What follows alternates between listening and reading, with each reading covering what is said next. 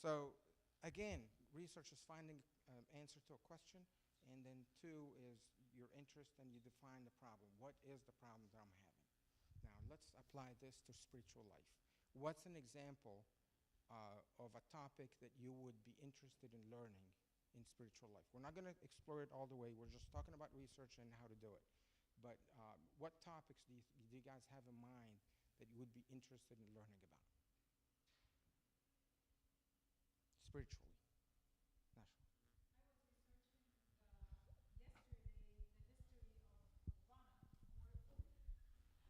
I was researching yesterday the history of Urbana. I was researching the Urbana for the communion. Where did it start? And I started reading. I didn't read enough, but it was like reference in the Greek church and other, like they were saying that they make it with cinnamon.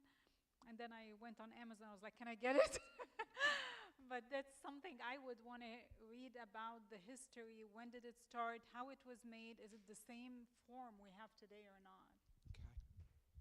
What other spiritual topics do you guys have in mind? There are obviously something like dogma, what we call dogma, or in Arabic, al-taqs, how we make urbana. Of course, our urbana does not have cinnamon in it, but how do you make urbana? How do you build the church? How does the building of a church should look like? It should look like a cross or a circle. There are certain things that you need to follow, okay? So this is all dogma or Coptic dogma. What other topics, spiritual topics, do you think? Go ahead. The splitting of churches. The splitting of churches, okay? So the مجامع المسكونة, the councils. We believe, the Coptic Church believes in three. The Catholic Church progressed, after that maybe they had another 20 or so. The Greek Orthodox, we split from them after our third council. So learning about the councils and how we split from these and what is our own faith and how does it compare to their faith. I still believe we're all apostolic churches. I believe in all apostolic church. Apostolic church means it was preached for by one of the apostles. St. Peter, St. Paul, St. Mark in our case, St. Matthew in India. So it depends on who the apostle is. They're all apostolic churches. We have differences in the faith, but we agree on the highlights. We agree on the seven sacraments. We agree on the main highlights, okay? So that's another good topic. What else? How about much, much deeper topics like, and that would also cross your mind as a young youth, which is Christianity.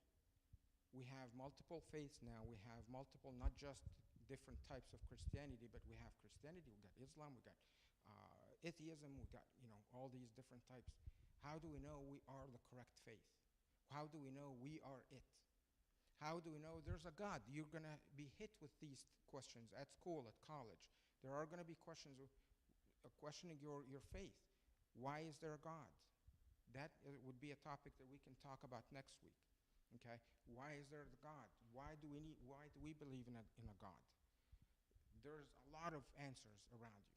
So you research into deeper questions like this and you start learning stuff.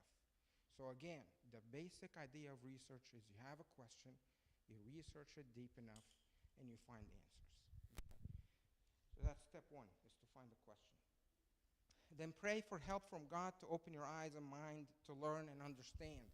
When you do research, there are many sources out there. And some of the sources may not be very good sources, may not be trustworthy sources. So you need to make sure that the sources you're using are trustworthy and are reputable sources. And when you look for these sources, you need to find all the sources. You need to find everything. Let me give you an example of what happens when you're doing, half-job research. Adam and Eve, when they were created. Eve Satan told her, if you eat from that fruit, you're going to be knowledgeable like God. Is that true? Well, he told her, you're going to be able to identify the difference between right and wrong. Is that true? That is true. So Satan did not really lie to her. He told her half the truth. Okay? Is that the full truth? No. Let's call Eve when she said, okay, her research, we will call that research, okay? Her research was she asked one source and she got half the information. And she acted on half that information. What should she have done in order for her to get the full picture? Ask God. She listened from Satan, okay? We got that. Go ask God, is this true? So when you do research, even in spiritual life, you cannot listen from one source that'll tell you, oh, there's no God. And they'll give you all kinds of research and sources that proves there's no God. Is that the full story? So you need to continue that. You need to continue your research. You need to do the full story. The full story is look for everything. You need to complete your story. You cannot just take half a story and run with it or act on it. So conduct a complete search for facts and evidence with an open mind, and you need to investigate. And we talked about the effect of having half-truths. Then you need to analyze the facts. You've got all the stories in front of you. You've got all the facts. You've got all the resources in front of you. You need to read it. You need to analyze it. You need to look at, okay, what makes sense, what doesn't make sense. Okay? When somebody tells you, you need to know this because this is what you're supposed to do, and that's it. Is that okay? Is that what God wants you to do? Just memorize it, and that's it. No. God respects you as a human being. God respects your will as a human being. Otherwise, if we did not have a free will, he would have said, okay, this person goes to hell, this person goes to heaven, this person goes to there. You know, he can move you like pawns on a chessboard. He doesn't do that. He respects your will. And because he respects your will, you have to learn. And you have to open your mind and understand why you're doing the things that you're doing. Okay? Look hard for evidence to support your newly found truth. So now that you've got your mind, you've read everything, you've learned about everything, you've got an idea of how things are formed or how things are going on. Now you've built that idea, and now you need to look for more sources to support that fact. You just found a new fact. Now you need to know what that fact is. And I'm going to give you an example later on. Then thank God for the truth that he allowed you or that he shared with you. Okay? And I'm going to give you an example before we go to the last slide. What was really on my mind a few years ago, I was really interested in knowing, where did Moses cross the Red Sea? It was intriguing to me. I wanted to know. I lived in Egypt. I've toured the areas of Egypt, the Red Sea, and many people tell me, oh, this is where the Red Sea crossing happened. Well, why? What happened? I started to research that topic. And you looked at the source, which is the Bible. And it says they started walking from some place up in eastern Delta, and they crossed an area. They went around Sinai, and then they crossed the Red Sea. Where is Sinai? Where is Mount Moses? Most people think Mount Moses or the Moses mountain where God appeared to Moses was in Sinai. It's not in Sinai. It's across the other side into Saudi Arabia. And that area is called the Mountain of Sin. That's why we call it Sinai. It's a cross name, but it's not. It's not in Sinai. So you'll go to St. Catherine Monastery, and they'll tell you, well, this is Mount Moses. It's not. If you get to a place in the area of Saudi Arabia, it's called the Sin, Jabal al-Sin. They actually have a mountain. It's called Jabal al-Lawz. You can Google it. The top of the mountain is burnt. It's like burnt, black ash burnt. And you go to the Bible, and it shows that when God appeared to Moses on the mountain, he appeared in a flame of glory, and all that. It just shows what happened. The rock that split, and it shows there are archaeological findings now, geological findings that shows there was a huge amount of water. It's not a trickle. To feed 2 million people, it was not a trickle. It needed to be a lot of water. So that rock, it's a huge rock as big as this building, and it split, and it shows a picture of it. These places have been visited by people, and now they recognize that these are the places where all these events happened. When they had the sacrifices, they lined them up, the sheep and cows and whatnot. They lined them up into an area where they can go in and get slaughtered. All these things are shown in Saudi Arabia, in an area that even the Saudis proclaim it's not true, because they're not going to tell you that, yeah, Jews were here. So when you think of something, and then your eyes are going to be open. God is going to show you stuff. You read, and the flashlight's going to come in your head, and you're going to realize, oh, that's a great idea. That's really a true story to what I've seen. And you start to find research, and you start to find sources that support that idea. So that's just an example. What other examples of people who have done research? That's a very minor example. What other examples? What do you guys think?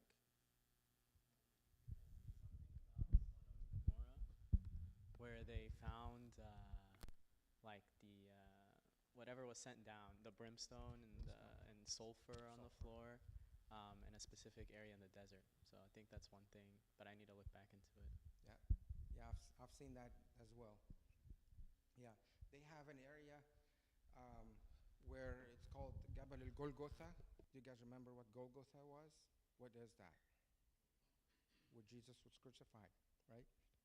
They found that area, and they found a cave underneath, about 20 feet. There was a cave underneath where Jesus was crucified, and it was when the earth shattered and it was an earthquake. Trickle of blood went down, and this is where the mercy seat was hiding. So all these things, you look deep enough, you'll find it. Now, let me share with you. Oh, I'm sorry. Go ahead, Susanna. Yeah, go ahead. What were you going to say? I read an article about they found, well, they didn't find, but they speculate that they found Noah's Ark on a mountain. I'm not really sure where. I need to reread the article. Yeah. So all these areas not only prove that our Bible is true, it also confirms our faith. That these things, when somebody says, well, how can the water be split? Yeah, it happened, and this is proof. How can a desert place produce a spring of water? It happened. There's proof. There's actually proof that water gushed in that area, and it shows that the water has created like a stream. So there are telltale signs to show and prove your faith. Another example, I have a couple examples here, and then I'm going to show you a 12-minute video of this guy here. So St. Moses the Black. You guys know the story of St. Moses the Black? How did his story go? Did he do research? I mean, we don't call it research back then, obviously. He did research. So whatever you're looking for, it's research. Okay? So St. Moses the Black, how did his story go? He was a thief. He was like a murderer and a thief and all that, and he was a gangster, and he was always looking for something to worship, and he was looking for the sun, but then eventually he found the monastery, and he became a monk. And a great saint. So again, he conducted his own type of research. He was a powerful man, a very powerful man, and nobody was able to stand against him. And he was looking for, okay, what's stronger than me? And he'd be sitting in front of a fire. Oh, the fire is stronger. Then he'll start to worship the fire. And eventually he started to worship the sun. The sun is stronger than the fire. And he started to worship, something else and something else until he finally found the true God, that God is the most powerful, more powerful than the sun, the fire, and everything else. So in a way, he did his own research. So the intention or the moral of the story is, whatever you do, you need to do your research and do it full. You need to do a complete story. Don't listen from one person at school. Don't listen from one person who tells you something that is half-truth, just like Satan told Eve, and she went with that story. She should have completed the full story, okay? The other person I was going to share with you, this guy, and I'm going to let you listen to his testimony. So this guy is called, his name is Nabil Qureshi. And have you guys heard about him? You have? Do you want me to play him? Anybody not know? Okay. So Nabil Qureshi he was a Muslim guy. He was born to a Pakistani family, to a very devout mom and dad who were Muslims. And it was him and his sister. And he was obviously an intelligent guy. He went to medical school, and he started to research about God. And he found God, and he became a Christian. Okay, so for a Muslim to become a Christian, that's a very difficult thing to do. That's an extremely difficult thing to do. So for him to convert, to dig deep and find a complete story of what had happened and proof to show that his faith is now true, this is his testimony. Just to give you an idea about his life, the rest of his life, he died from, he had a stomach cancer. I think it was stage 4 by the time he found it, and he died a few months later. Died very young guy, 35 years old. He had a wife and a young daughter, I think 2 or 3 years old when he died. But I consider him a saint. Even though he may not be a Coptic Orthodox or whatever, or, not apostolic church, but his testimony does not get into the types of faith. But I consider somebody like this, for him to find the truth and completely convert his entire life from being a devout Muslim to become a Christian, he must have done a very good job on research. So that's what you guys need to do. So when you get tested on your faith, you need to do research. When you get asked a question or be told half-truth, you need to do the research and continue your faith. Okay? Let's see if this can...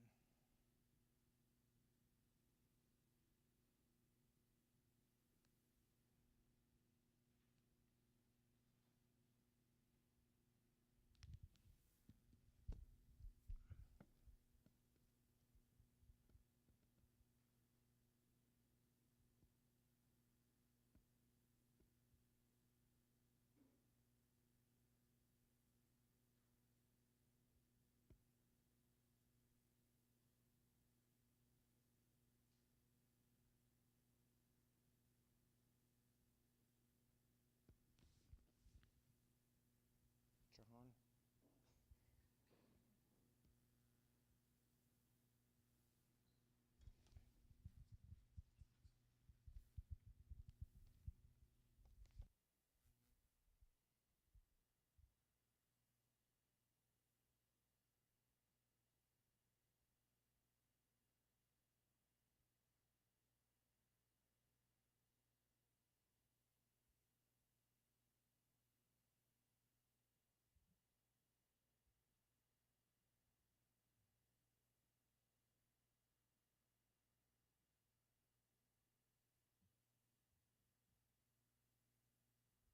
Has a $50 million fund that they have to pay out every month. And here's how you can get a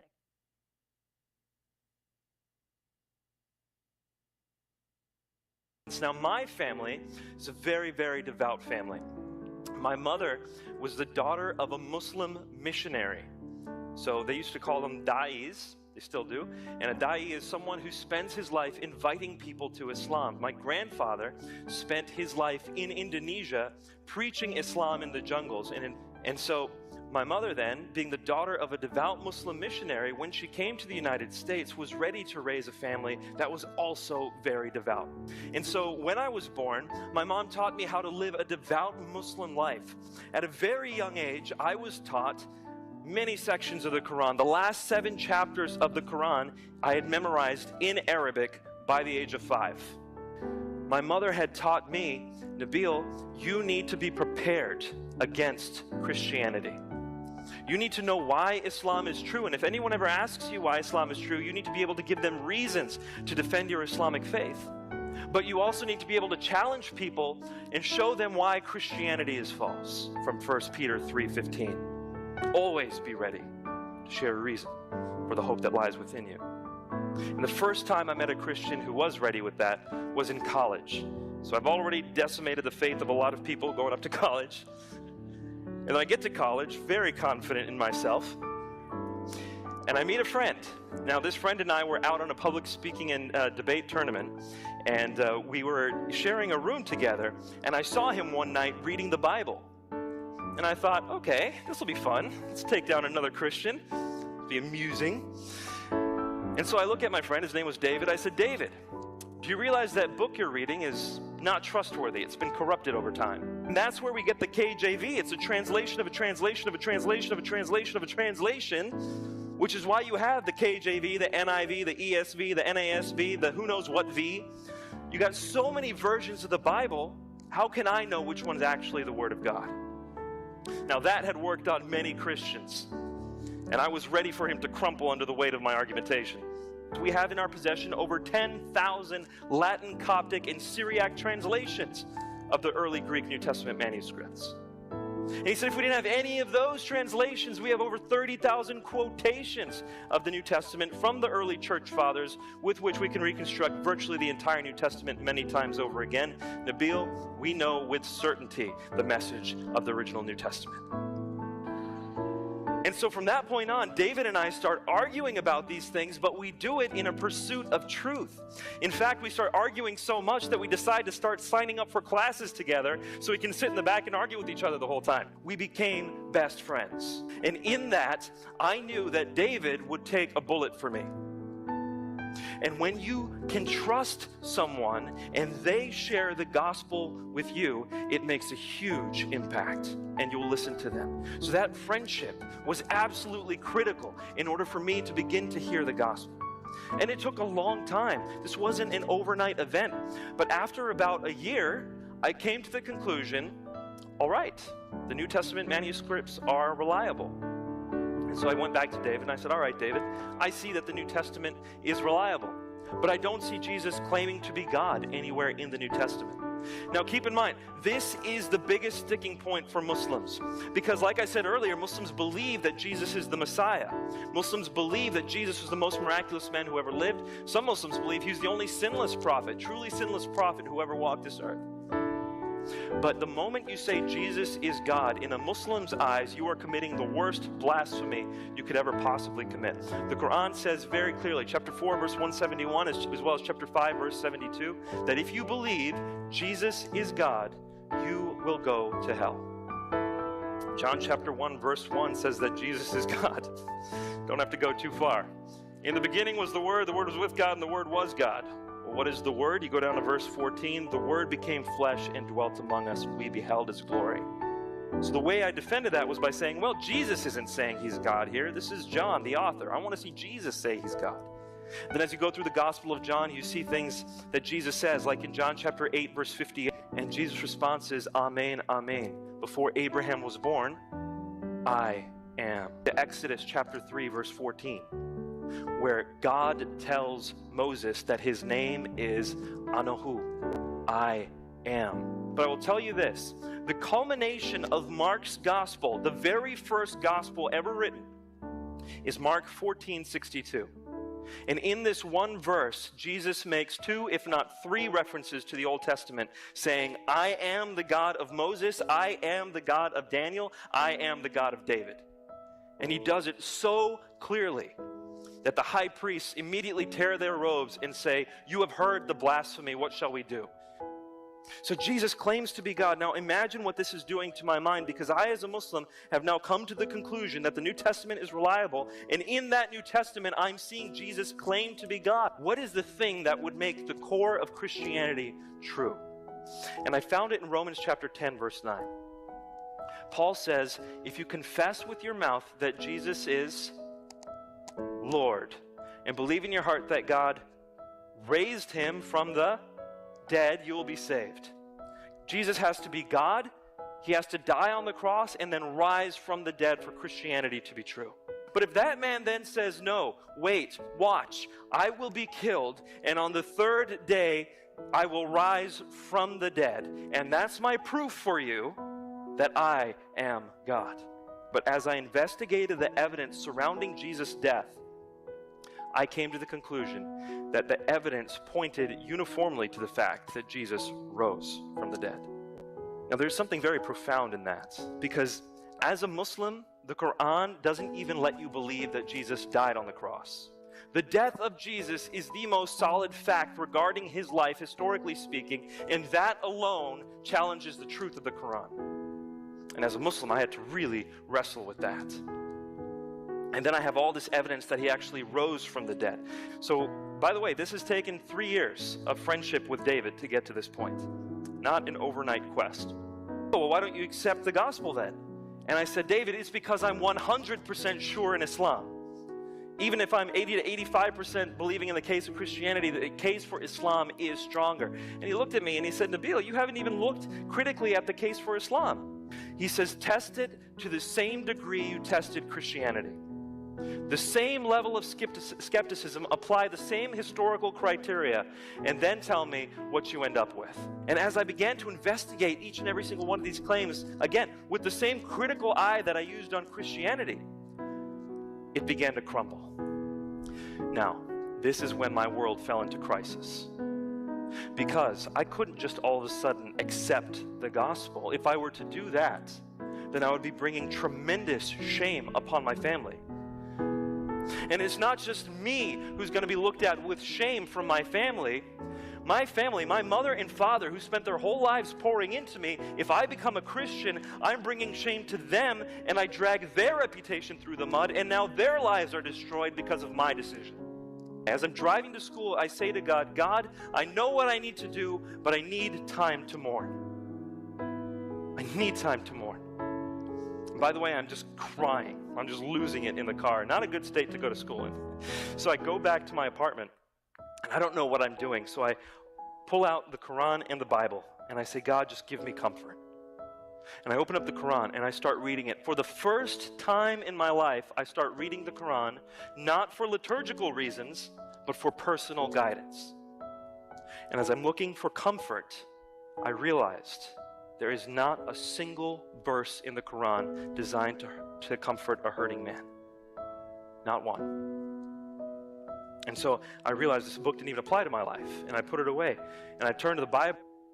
It didn't take me long to get to Matthew chapter 5, where it says, blessed are those who mourn, for they shall be comforted. And when I saw those words, it was like electric on the page, and it like jumped off the page and started my heart. That's what it felt like. As I'm reading these words, I'm thinking, Jesus said that for me. Forget you guys, he said that for me 2,000 years ago. And I honestly start reading this, and every single verse I start reading, I begin to feel like I'm having a conversation with the Bible. I ask God a question, like, God, how do I know you can hear my prayers? And then I read the footnote on the study Bible. It says, if you want to know God can hear your prayers, go to 1 John 5. Sweet, boom. And so I'm reading the Bible, going back and forth.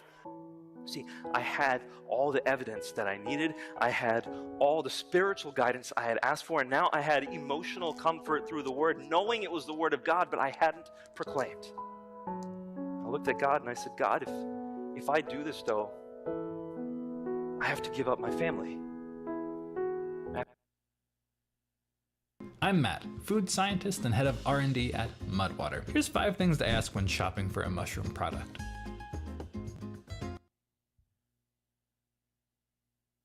Matthew chapter 10's next verses, you want to know what they are? He who loves father or mother more than me is not worthy of me. As I read that, I said, God, it's not just my parents, though. It's my whole life. What the next verses say? He who is not willing to pick up his cross and follow me is not worthy of me. Yeah, God knows the cost. The cost that Muslims have to pay today, the cost that you might have to pay if you're listening to this, is not a new cost. It's the cost the disciples had to pay from the very beginning. It's the cost we all must be ready to pay if we're going to follow Jesus. And so I got on my knees and I prayed, but I did say, Lord, I believe you are Jesus, and I submit to you. And I thank you for having taken my sins, died on the cross, and risen from the dead. I want to follow you with my life. A few days later, when I saw my father cry for the first time in my life. My father was a 24-year veteran of the U.S. Navy. To me, he was like my archetype of strength. He was like my Superman. And here's what he said to me, and this is all he said. Nabil, today I feel as if my backbone has been ripped out from inside me. And my mother didn't say a word. It was like there was a light that had been in her eyes up until that day, and I just turned it off. And I walked outside. By the way, I had to cry all night, so this is the next morning. I walk outside, and I know this sounds cliche, but it's true. Everything looked different. Everything looked different. It was the same apartment, the same tree, the same street, but it all looked different. And the one thing that looked the most different was when I saw someone walking across the street. Now, I'd seen that millions of times before, but for the first time, I realized that's not just someone, that's someone that God was willing to die for. And in that moment, I realized what the gospel was. The gospel is not something that you just hear and believe. If it doesn't change your life, it hasn't hit you yet. And in that moment, I realized that this God is worth everything. This story is worth sharing with our lives.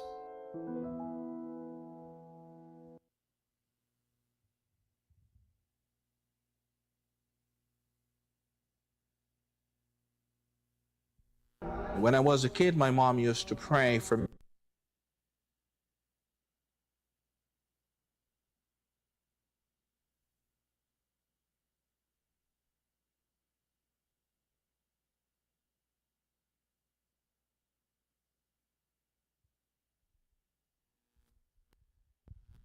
He was initially trying to disprove Christianity.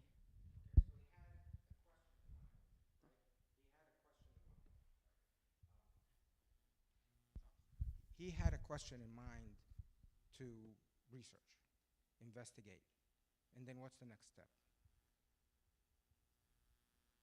Took him 3 years.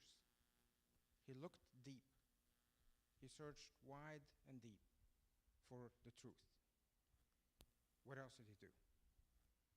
One important ingredient, George. I think it's when he started critically analyzing Islam just as he analyzed Christianity is when he started to figure it out. So when he was fair, I guess. Okay, so again, he's looking at the entire picture, not just half of it. He didn't just go to Christianity or didn't just go to Quran. He looked at the whole entire picture, and one trumps the other. Okay, what else? One important ingredient. One extremely important ingredient. Okay, with an open mind, that's fine. What was the role of God in all this? Did he found it on his own? Did he just find all this on his own? Or was it God that opened his eyes? He searched and he stumbled across, certain steps that God put in his way. I'm sure God put that guy, David, his friend, in his way for a reason. God gave him these verses for a reason. So when you're doing your research, even in spiritual life, God will be an incredibly important ingredient because he is the one that's going to open your eyes. He's going to be the one that tells you what's the next step is.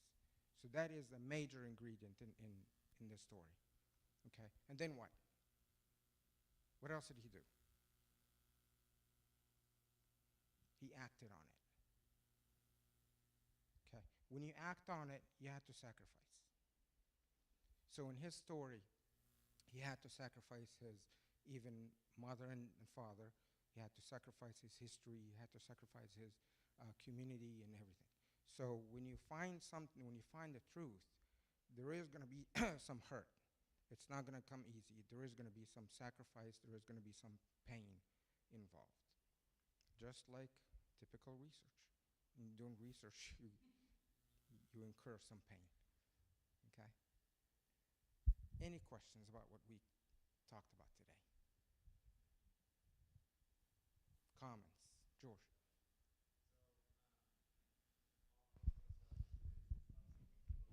Research, non-spiritual research.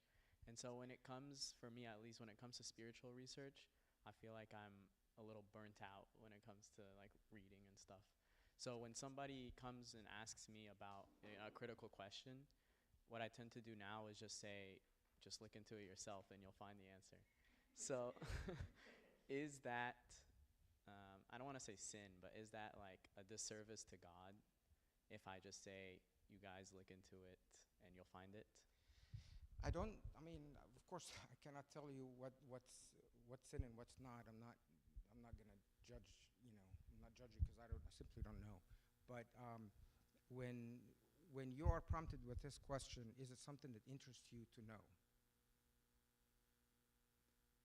And research, by the way, I mean, I grew up back in Egypt. I left Egypt when I was 21, actually 20, and came here to the States. I've been here about 34, 35 years.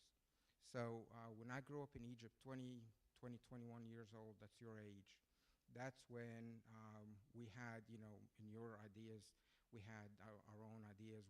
How do I do research? Of course, there was no iPhones. Were not invented yet. Google was not even invented yet. Internet, nobody heard about it. Email, when I first moved to the States, email was something that is, only professors, my professors in graduate school did. So they did that. We didn't have email. It wasn't until later, until all these things happened. Today, at your fingertips, you can pick up a phone and look up anything. And within a fraction of a second, you're prompted with a ton of stuff. So life is a lot easier now. It's easier now to do research than it was 40 years ago. Go ahead, Cecilia. But the same like, I guess, privileges that we have are also kind of like like a stumbling block also, because there, as you said, there is so much things out there that we can receive within milliseconds. So how, I guess, how are we able to like differentiate between what is like reliable, or like are there like some sources that you, uncle, use to like, that 100% for sure like are like from the fathers, or like are approved by the fathers, or like are approved by the church or stuff like that? When I do research, like for instance, when I researched the thing about the Mount Moses and how he crossed and where he crossed and all that story, and I was able to confirm from archaeological findings that this was true. When I did that, this was not books from the fathers. This was not Coptic sources, because there is none. So sometimes you have to go out to outside sources to find information, as long as this information is reliable and it does not contradict your faith. There's nothing wrong. I don't see anything wrong with proving that they crossed from this area and not from this area, because everybody says it was here, it was here. I'm fine with that. That doesn't go against my Coptic faith. It doesn't contradict it. Even though there are no writings, none about it from the early church fathers. You're not going to find anything like that. And that's perfectly fine, as long as you're open-minded to look and search and understand and learn.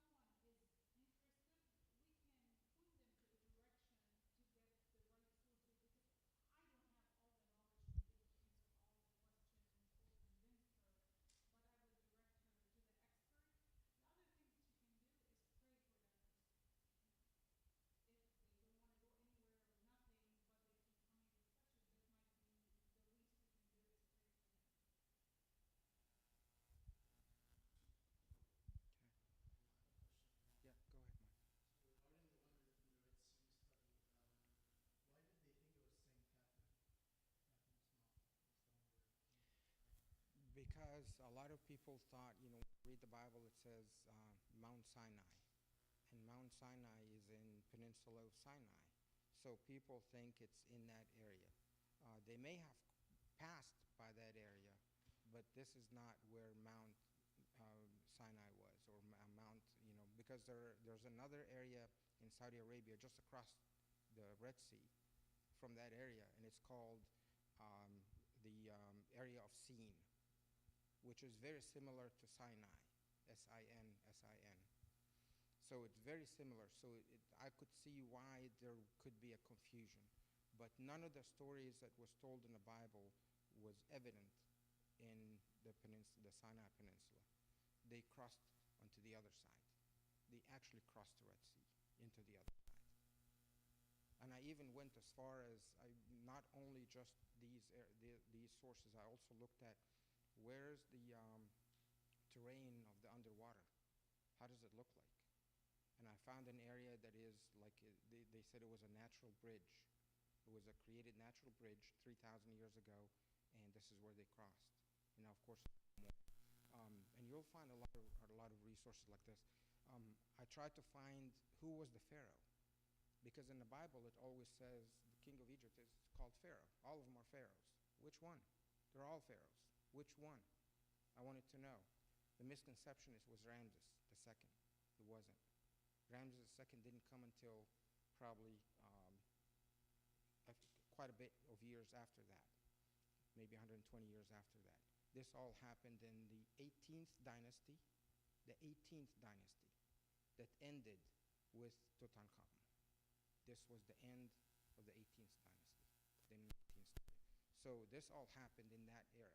So I started to look, okay, where's the time? Who was the ruler of Egypt at that time? And what happened to him? What is his story? So I started to search that. You're not going to find this in any Coptic books. None of the church fathers wrote about this. It's just an interest for me. So when you do research, you look for stuff. Why was I looking for this stuff? Was I looking to negate what happened in the Bible to prove it wrong? No. I was looking for it to make my faith even stronger.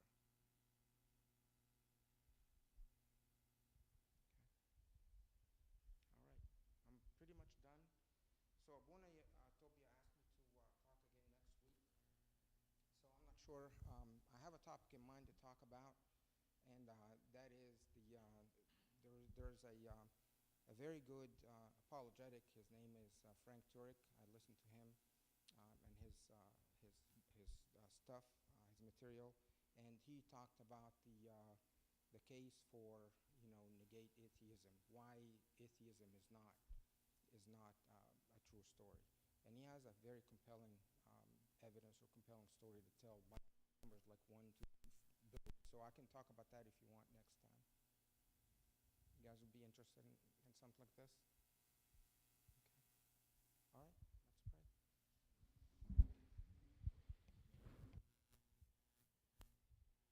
All right, let's pray. Make us pray. We're thankful, our Father, who art in heaven, hallowed be thy name. Thy kingdom come, thy will be done on earth as in heaven. Give us daily our bread. Forgive us our trespasses. We forgive those who trespass against us. Lead us not into temptation, but deliver us from the evil one. Christ our Lord, for thine is the kingdom, power, and the glory forever. Amen.